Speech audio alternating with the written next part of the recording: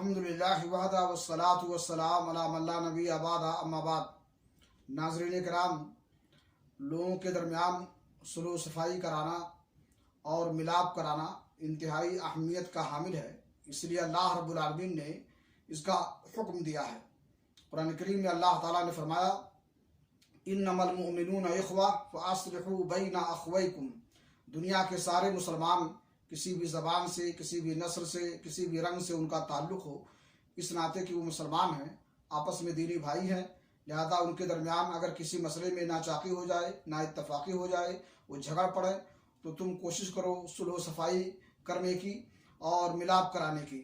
بلکہ اس کے لیے اگر جھوٹ بولنے کی بھی ضرورت پیش آ جائے جو کہ حرام ہے تو اس کا بھی جواز ہے۔